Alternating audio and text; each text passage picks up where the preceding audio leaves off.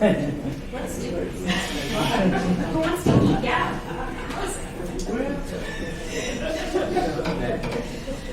All right, good evening, everybody. This would help. Good evening, everybody. We're so glad you're here with us this evening. Welcome to the Housing Equity Candidate Forum for Redmond. As we gather here to focus on housing and community, we begin by recognizing first people who call this region home. Please join me in acknowledging the many Coast Salish tribes, including Duwamish and Snoqualmie, for their leadership and ongoing care of this unceded land.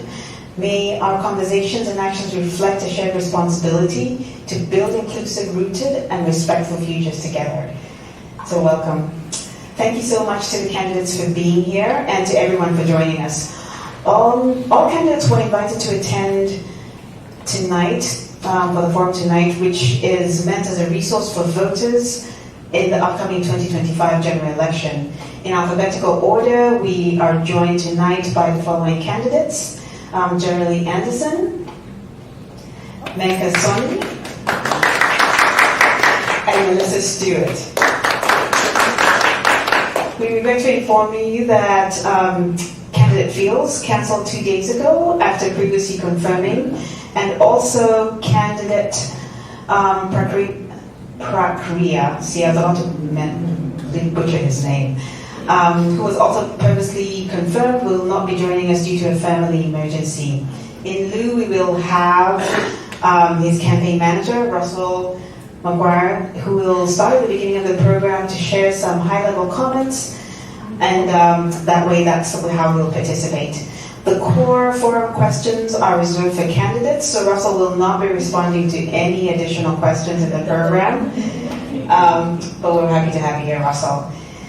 For all of you who don't know me, my name is Ivana Dagala.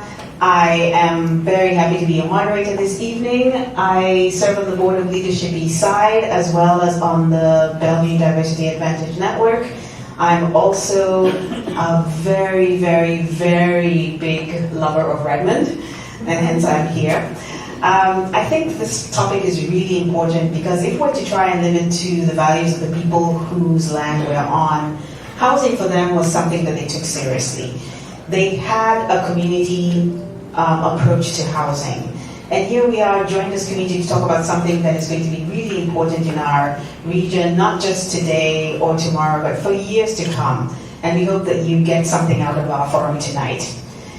This educational event is presented by Eastside Housing Equity Coalition, which includes the Indian American Community Services, Eastside for All, and the Housing Development Consortium, as well as the Muslim Community Network Association. Our event is also sponsored by the League of Women Voters, and I want to thank the Together Center for hosting us this evening. To get started, I will pose questions to each candidate and we'll alternate who answers first. And to keep things neutral and fair, we'll ask that all candidates stay within the allotted time, and we will have a timekeeper who will let us know when there's no time left for each response. The questions have been curated for the event by the organizers based on issues their communities have prioritized. This is not a debate format, so there won't be any rebuttals. For those in attendance, we invite you to share your takeaways from tonight with your families, friends, and we appreciate your feedback as well. So please use the QR code, which will show up on the monitors at the end of the event, and there's also one at the door as you're leaving, and share your impressions and thoughts. We will begin with introductions, and we're going to ask each candidate to please share a little bit about yourself, the position you're running for, and why you decided to run for office at this time. And each candidate will get 30 seconds to respond, and we'll start with candidate Anderson. I get the esteemed privilege of trying the mic for the first time. Thank you. My name is Generally Anderson. I've been serving on the Redmond City Council for the last 2 terms. And I'm excited to continue the great work that we've been doing here in the city of Redmond. I'm very honored to be supported and endorsed by the National Women's Political Caucus and Planned Parenthood. And I'm here tonight to talk about housing security and issues in the city. And that's one of my very, very favorite topics as well. So thank you so much for having me, and I look forward to our conversation. Good evening, everyone. My name is Venka Soni, and I'm president founder for a non-profit organization, AM Powering, as well as been serving as your Redmond Arts Commissioner. This is my second term, and also vice president for One Redmond Foundation. Apart from this, I also bring 30 years of experience from the different corporates. I worked with Microsoft, Starbucks, T-Mobile. And we feed 2,500 homeless every week, and I've been providing shelter to people facing homelessness. So why participating? Because all the work that I have done so far, I felt this is a time for me to take it to the next level and be a part of change. Thank you so much. Good evening, everyone. My name is Councilmember Melissa Stewart, and I'm running for re-election to position 4. I live in the Overlake Village neighborhood with my family, which is the very inspiration for my seeking office in the first place. So many of you in this room helped us over the last 4 years as we co-created Redmond 2050, our comprehensive plan for the next generation. We're going to get into a lot of topics tonight that actually talk about how we're going to hold ourselves accountable over the next couple of terms into those promises that we made to the community. So I'm really looking forward to having that conversation tonight. Thanks. All right, thank you all for those introductions. And considering the unusual circumstances we have now, we'll provide candidate Prapriya's campaign manager 90 seconds to speak before we continue with the rest of the forum for the candidates. So Russell, please share a little bit about the candidate you're representing and why you decided to run for office at this time. And you'll have 90 seconds to make this introduction. Thank you. Hey, my name is Russell. I'm Vivek Prapriya's campaign manager. He'd like to apologize for not being here. He had a close family member pass over the weekend and is in Moses late for a funeral. We are doing this campaign for a few reasons. One, because our generation can't afford to live in the city.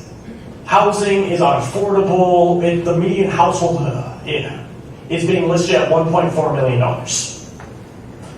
We are running to make a home for us in Redmond.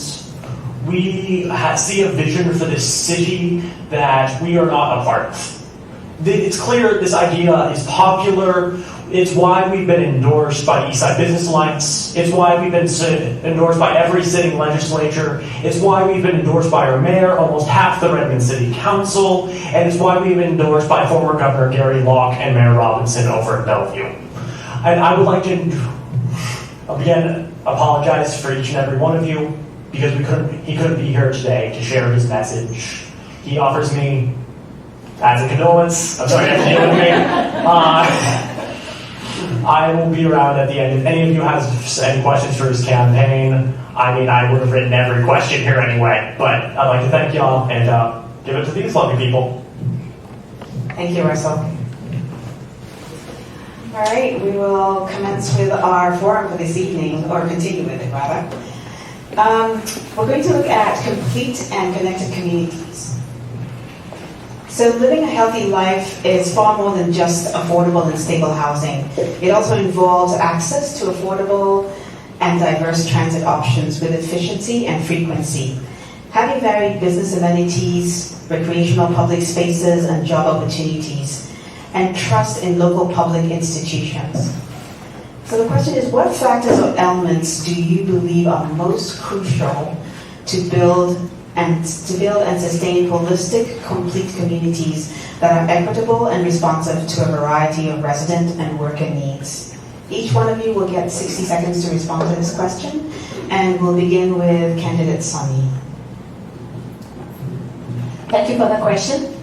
I believe a complete community is where everybody can live and thrive. We don't want people just to come and live in a city. We want them to thrive. And the different elements that I truly believe will help is an affordable housing. That is my first and the foremost priority. We want to ensure that everybody, whether it's a senior, youth, a nurse, a healthcare, or anybody, they have a roof here, they have a home, place called home. The second important aspect is safety. We want everybody to be safe here, heard, and have an equitable opportunities. We want to ensure that there are access to all the services, to parks, to groceries, and everybody is able to access it very easily. Another element that I want to highlight and focus on is an environment sustainability. We want to retain a value of our beautiful city of Redmond, which is green, and definitely that should be there. Plus all the businesses as well as the workforces to thrive here. So end of the day, a community where everybody is thriving is what I call is a complete community. Thank you so much. Well, as I shared, I live in Overlake Village, and when we talk about what is needed for that community, that neighborhood, to be as connected and vibrant as, say, Education Hill or the Grasslawn neighborhood, every neighborhood's going to need a few different things. But as I said, so many of you in this room helped us with the Redmond Comprehensive Plan, and some of the things that we agreed to create for the future of our community include a lot more walkability and the ability to get kind of what you need, whether you're walking, rolling, using an ability device of some kind, within about 15 minutes. So whether you live up on Education Hill and you are desperate for a little bodega to pop up in your neighborhood so you can pop out and get a gallon of milk, or you're in Overlake and you're still waiting for the best park to be built because we are waiting on private development to help us with that. We need connectivity. Redmond residents want walkability, and Redmond residents need that last mile between our amazing transit systems to be connected to one another. I hope you've all had a chance to ride the light rail. If you want to geek out about that afterwards, I'm happy to talk with anyone. Thank you. So I think a complete and connected community means that people feel safe, they have access to affordable health care, and an equitable community means that we can live here all together and feel safe no matter who you are, what you look like, who you love, or who you worship. So that means that wherever you go in the city of Redmond, you feel safe and are not uncomfortable or feeling insecure with interacting with the infrastructure, the housing access, where you work, all of those things. And so what does that mean as a city council persons? We think about how we fund our infrastructure, what we pay for human services, making sure folks have access easily to get their needs met for feeling safe and secure in the city. Thank you. Thank you for those responses. So we know that communities don't just become complete and connected by chance. We believe it's difficult and perhaps impossible to meet complex community needs without listening, authentic partnership, and empowerment of the groups most impacted. So how will you seek out and utilize input and partnerships to empower Black, Brown, and Indigenous community members to make decisions that promote this vision? Each of you will get 60 seconds to answer this question, and we'll start with candidate Stewart. Thank you so much for the question. I believe that Redmond 2050, including the hiring of organizations like Eastside for All and our other cultural organizations throughout the city of Redmond, taught our city so much. You all, many of you in this room, are the trusted partners in community, so I support continued contracting and partnership with our trusted leaders in community and over time to help build more trust in local government. For so long, so many groups haven't felt confident walking in the door of City Hall. Is that a safe place? Is that a place I know how to navigate? I think that by partnering with all of you, we're going to bridge that gap a lot sooner. We also have just a lot of work to do. I sponsored the budget and staffing allocations to build up the first ever Office of Equity in the city of Redmond, and accessibility is one of my top priorities as a council member. That's why I hold my office hours bi-weekly at the Redmond Library. Lots of folks from your organizations do come out and chat with me there. Thanks.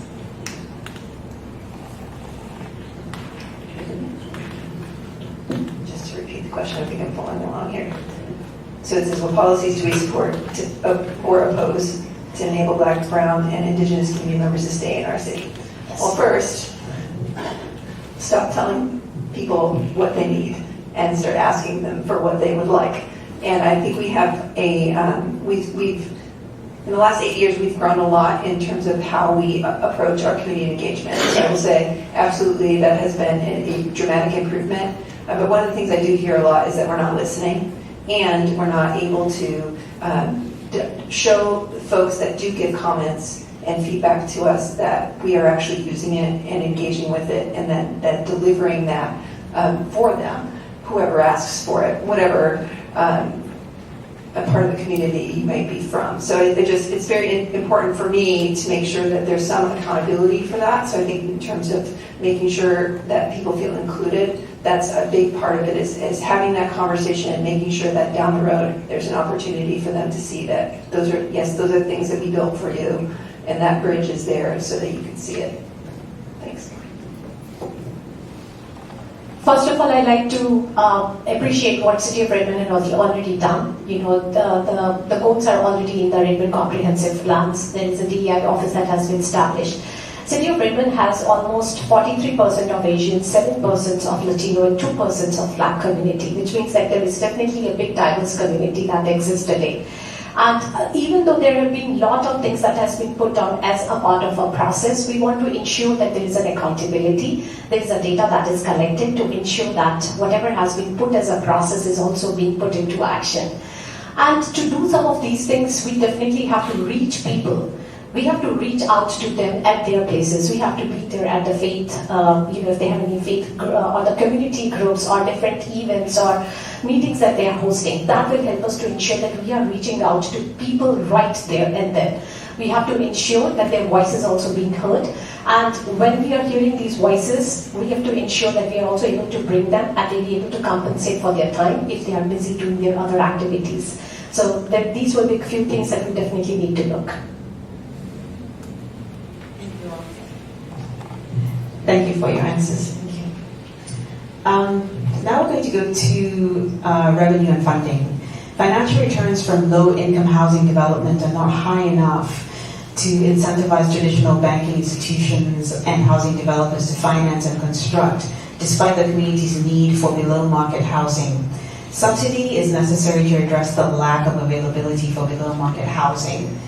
A single new housing development often uses 5 or more different types of competitive funding from federal, state, regional, local, and or private sources. Governments at all levels have many opportunities to collect revenue for affordable housing from a variety of sources, including taxes, levies, and fees.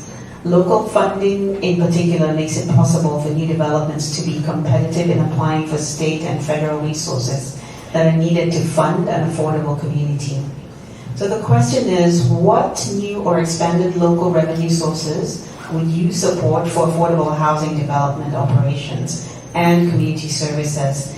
In your answer, please be as specific as you can, and each of you will get 60 seconds to respond, and we'll start with candidate Sonny.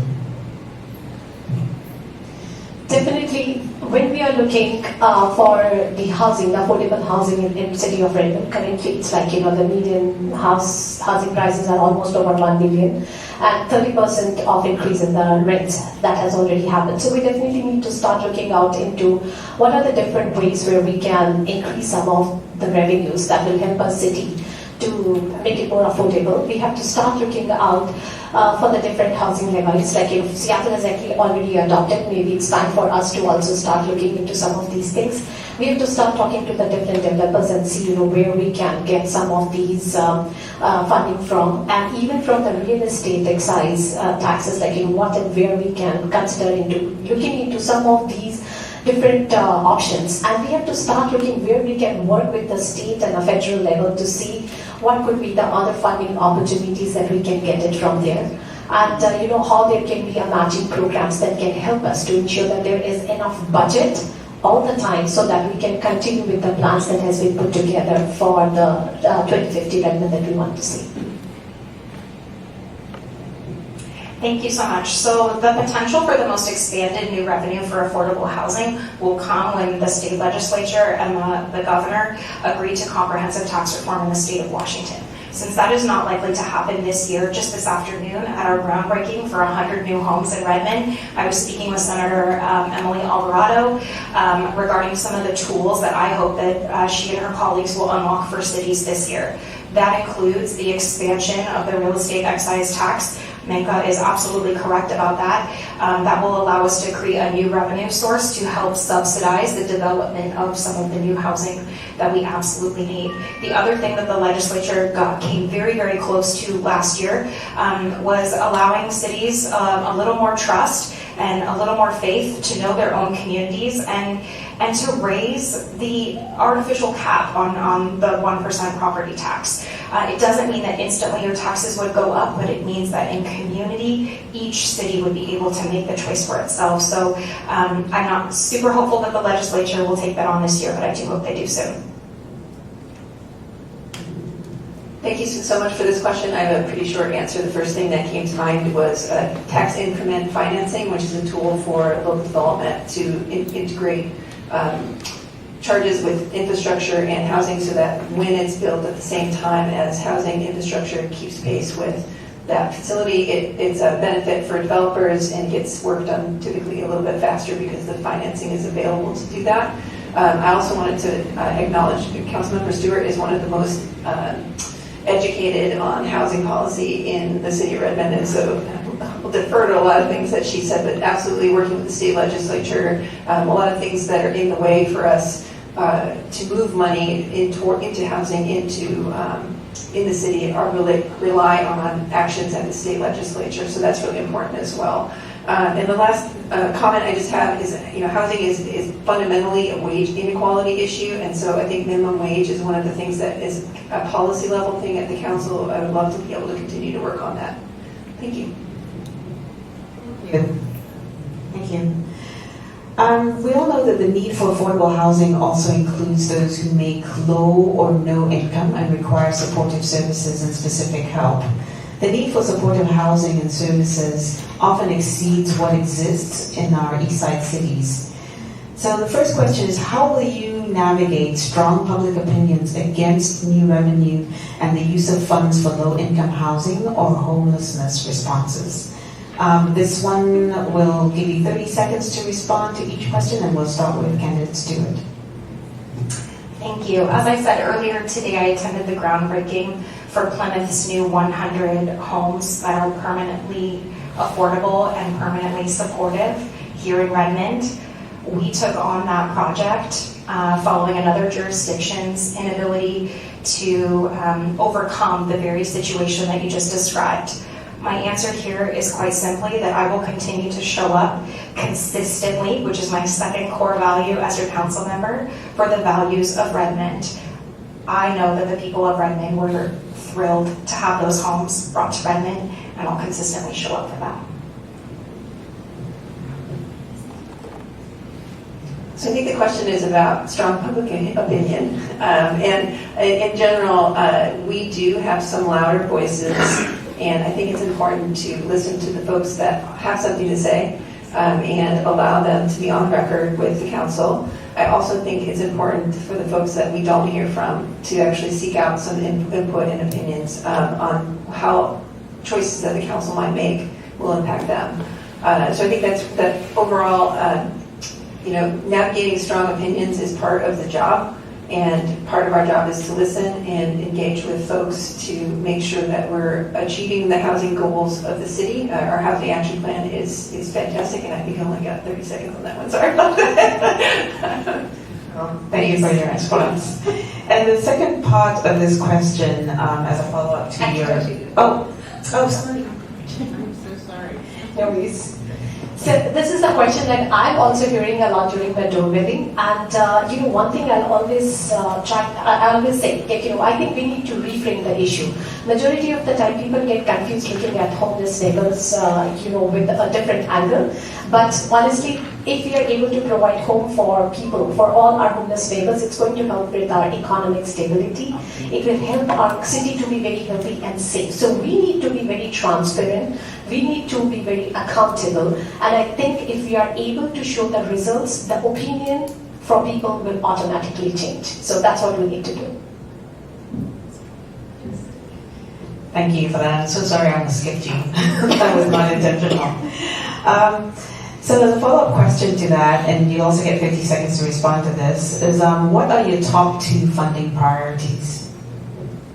And we'll start with candidate Anderson. Okay, great, thanks. So my top 2 funding priorities are public safety, specifically housing security under that umbrella, and then environmental sustainability. Those are two things that I really deeply care about, and I believe that I bring a unique perspective to the council about that. Really excited about working on updates to our environmental sustainability action plan, which has enabled us to do a lot of really great work in the city. Of course, by working at a grassroots level with my non-profit organization and with all the homeless neighbors and low income, my first priority is definitely affordable housing because I truly believe in that. And we definitely want to start looking at the various options by which we are able to bring affordable housing and provide roof for everyone. My second priority would definitely be on the public safety, and that actually covers a part of our transportation as well. So we want to ensure that we are living in a diverse city and our police and our firefighters and even our transportation is very well culturally also adapted with this. Thank you. So my top two funding priorities in building the housing that is hardest to build include Bellwether's new development in Overlake Village near the light rail station. This is a development that is going to be for folks who make around 50% of the area median income. This means folks who live and work in our neighborhoods. And additionally, the second funding priority for me is looking ahead to the other piece of Sound Transit surplus land that we have in Redmond, which is over at Marymore Village. I thought we got 60 seconds, Brady, on that one. Just 30? Okay, not to, okay. The two Sound Transit surplus sites.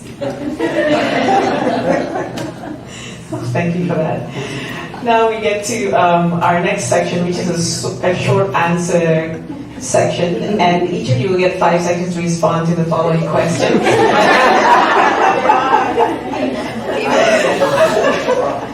Now you know how we feel when we work with you. Don't worry, we have total faith that you'll be able to do this. Okay, so here we go. Rapid round. Rapid round, yes, rapid round. Unfortunately, no prizes I can give, but your responses will be great.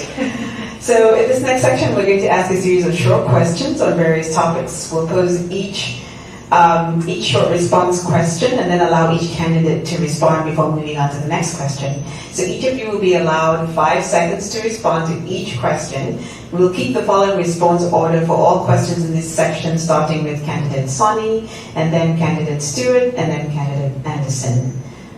So first question, are you ready? Yes. Okay.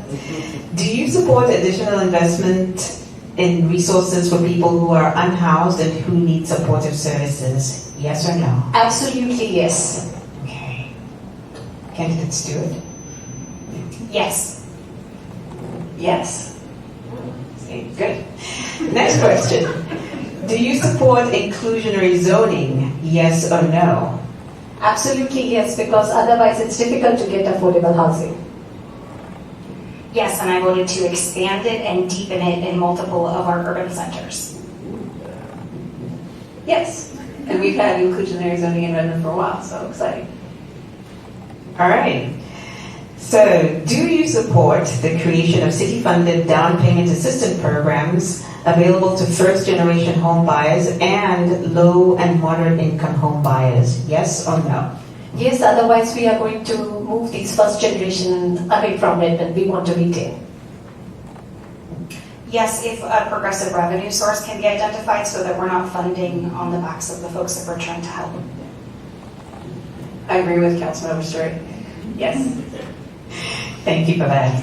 So now we'll move on to housing-specific policy areas. So the recent federal actions have cut Medicaid, which is a key funding source for services and operations in permanent supportive housing, and more cuts to homelessness response systems in the federal appropriations budget loom. Given this environment, what local actions do you support to ensure the ongoing sitting and operational sustainability of permanent supportive housing, emergency shelters, and homelessness-related services? You'll get 60 seconds to respond to each question, and we'll begin with candidate Stewart.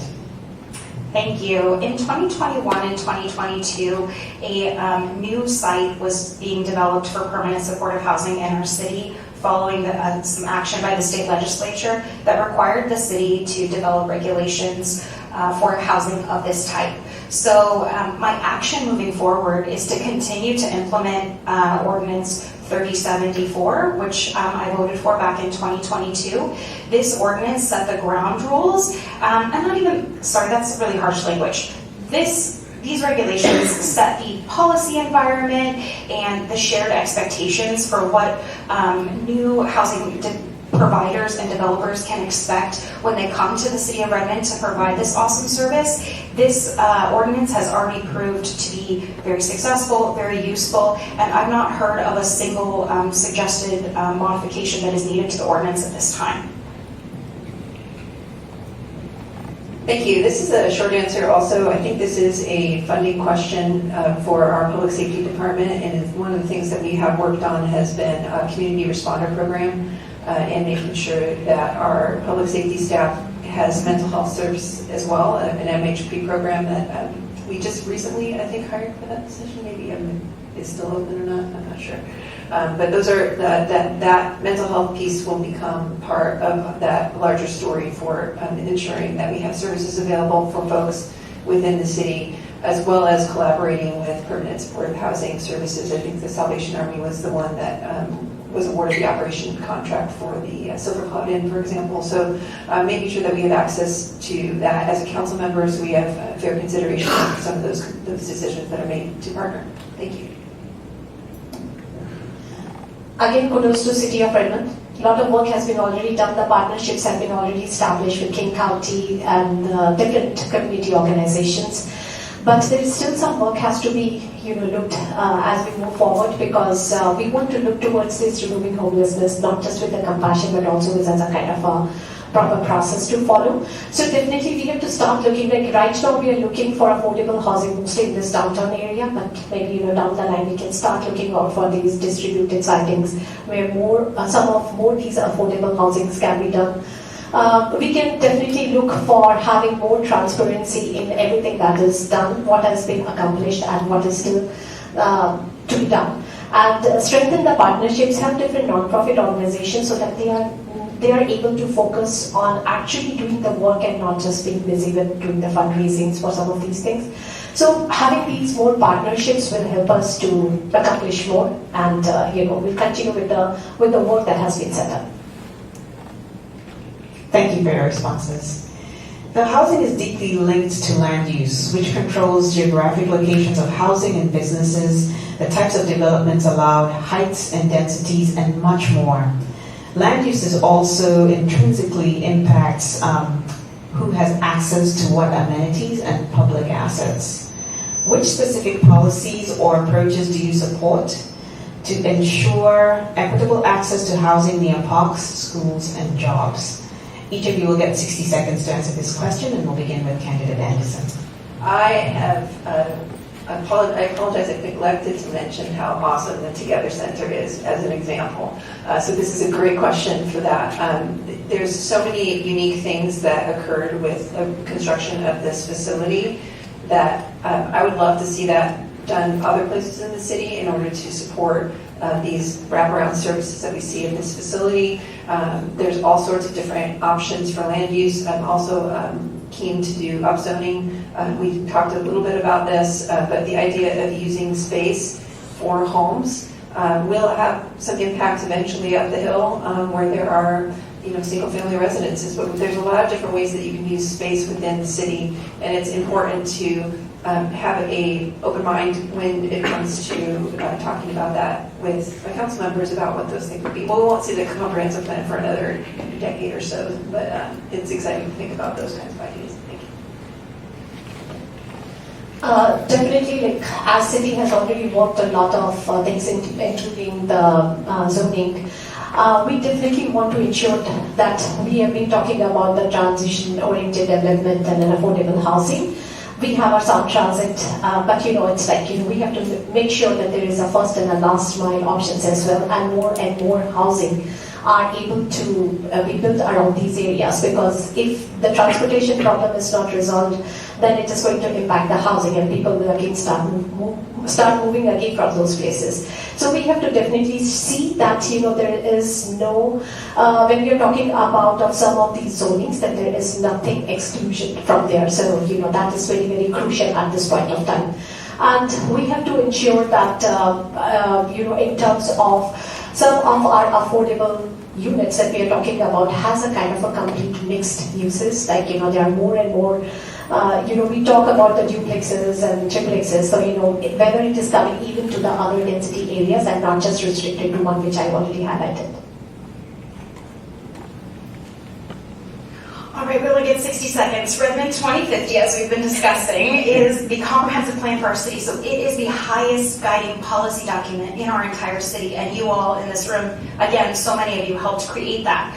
So I believe that the key performance indicator that we need to be monitoring to make sure that we are building these homes at the right income level, at the right level of affordability, near parks, near jobs, and near our schools and other civic centers is can be measured in our new housing starts over the next 3 years. So staff are currently building this housing monitoring dashboard for us, and we will be able to see of the housing that is interested in coming into the pipeline, how many units at what level of affordability and in which neighborhood. I believe that this is the key measurement tool that both the council and the public need in order to make sure that we are delivering on the hundreds of pages of policy promises that we made to you in Redmond 2050. Okay, thank you for that. So we heard that an economist once said that there are no solutions and there are only trade-offs. If elected, your role will require you to make difficult decisions with very complex trade-offs. So how will you navigate tough policy trade-offs between things like housing affordability, supply and livability, neighborhood character, and the likes? You will each get 60 seconds to respond to this question, and we'll start with candidate Sonia.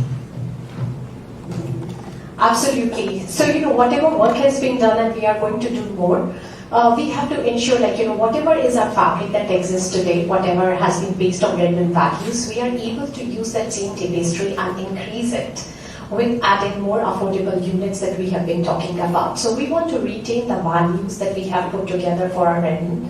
And so that is definitely one thing, and we have to ensure that there is an equity-centered designs that are happening. We need to work with the different organizations. We have to work with the different developers to ensure that they also understand what equity-centered designs that we have been talking about and bringing into in our planning. So that is definitely one of the biggest thing for us to work on and make sure all the pricing and the rental rates that we have been talking about, they still remain equitable.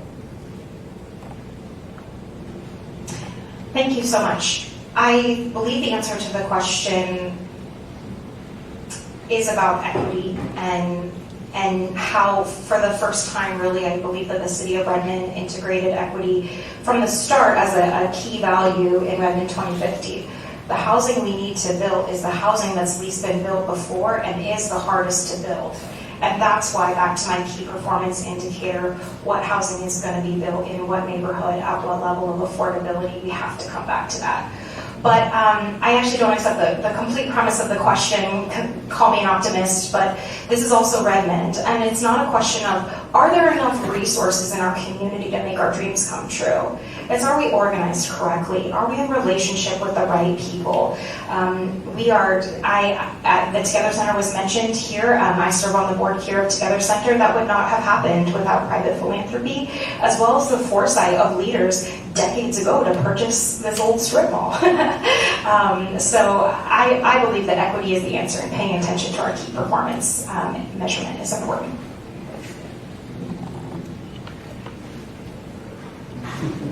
Thank you. So I think I wanted to not necessarily make a snide quip about this, but I think that there's a trade-off doesn't necessarily mean that you can't also do both and. I mean, the city of Redmond can walk and chew gum at the same time. We have that luxury within the city, and what that really takes is us to take a step back for a little bit and make sure that everybody is on the same same plane as us and understanding that we have to listen to everybody. So it takes a little bit of extra time occasionally, and that's okay. The other comment I had is not necessarily an either or. We can do more than one thing regarding housing. We can do infrastructure, and then also being able to leverage those contacts between the state, between all of the council members, all of our commission members, and ensure that we're getting the most comprehensive response to think about how we will approach some of these really tough solutions and trade-offs. Thanks. Thank you. So as we come to the conclusion of our event, we wanted to thank all our candidates for taking the time to be here and to share their perspectives on all these important issues around belonging, access, and affordable housing. Before we end, we'd like to provide one last opportunity for the candidates to share an open-ended response. So please, sum up your vision for the city and share any final reflections about why you think voters should support you for city council. Each of you will get 90 seconds to respond, and we'll start with candidate Stewart. First of all, thank you so much for being here. Thank you so much for your interest and your engagement. There are 82,000 people who live in Redmond, and as we look around the room today with fewer than 80, you are some of the most engaged in our community, and I absolutely do not take that for granted. So thank you so much for being engaged. My name is Melissa Stewart, and I'm currently your council member, and I'm running for re-election in position 4 to continue the work and to deliver on these values that we have co-created. This is a moment that calls for consistency. We've not yet really in this conversation acknowledged the day or the week or even the year that we all are having. This is a moment that calls for consistency. My 2 other core values as your council member are accessibility. That's why so many of you actually come and visit me during my office hours. It was also my priority to take the council outside, literally. Just last week, we had another community event in the park where we literally, held a council meeting outside to meet our neighbors. That's really important to me. Going to the places, as Nanka said before, where you already are, that is important to me. And my 3rd core value as your council member is around preparedness. I'm never going to be your council member who's the best at maintaining social media or doing the flashy things, but I will work really hard to make sure that when I receive that packet on Friday, I'm reading it over the weekend with your thoughts and your emotions in mind, and I'm prepared, and I show up on Tuesday ready to go and engage with my colleagues in the materials. Thanks. Well, thank you so much. It's been an absolute privilege to serve as your council member for the past 2 terms. And like Ms. Stewart, I'm interested in maintaining consistency. Sometimes stability is something that you need in leadership as you go forward, and knowing who is sort of the known quantity going forward. My vision for the city of Redmond is safe, healthy, and prosperous. And for everyone, I really mean everyone. So everybody who comes to the city to visit, to live here, to work here, to recreate, all of those things. It's very important for everybody to feel safe, welcome, and also be able to leave here with a reason to come back. So I think it's been absolutely a pleasure to work on the policy level things. I'm sort of a policy nerd personally, and I would absolutely love to talk with you and hear from you about what we can do in the next 4 years. So I'm looking forward to that. We will be working hopefully on infrastructure. So if you'd like to nerd out on housing, go see Ms. Stewart. If you'd like to nerd out on infrastructure and sustainability, happy to have a conversation and a cup of coffee with you. Thank you so much. I'm Rinka Soni, running for Redmond City Council position number 6. I am a new candidate, but I bring my experience working right at the grassroots level from last 14 years in City of Redmond, whether it has been through my non-profit organization where I've been providing shelter and food to many homeless neighbors. I work with a pregnant woman who is full-time pregnant with 3 kids staying in a car. Middle of the night, we have to provide her shelter. So for me, I bring those voices on the table. And for all the work that I have done, whether it's through my Arts Commission or as a Vice President for One Redmond Foundation and being engaged in the several city projects where I bring that experience, I am ready to take an additional responsibility. I'm just stepping up to take that responsibility. And perhaps because all the leaders have seen my work, so there I have an endorsement right from Olympia to King County, to our city, and the entire Democratic organizations, including LD 48, 45, King County Democrats, King County Young Democrats, our Congressman Adam Smith, from a King County, Claudia Beltucci, Sarah Perry, and including our Mayor Angela Burney and our Council President. So all these leaders are rooting for me because they have seen me work at the grassroots level every day, every night. And whenever there has been a need, I was out helping those neighbors. So I bring voice of community at the table at the City Hall, and I want to work with that same passion. Thank you.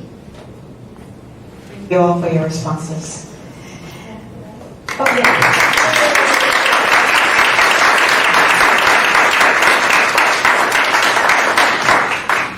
And I'd also like to thank everyone who came, who gave up the time to be here with us today. So thank you for everyone in the audience for attending. We also want to thank all of our event organizers. We also would love to give a very special thank you to IACS for providing the delicious dinner, which I hope all of you liked. And last but not least, we really want to thank the Together Center for providing a space for us to have this kind of forums. Very important for us. Remember, we encourage you to leave some feedback. If you don't mind going, using this QR code to take a short survey.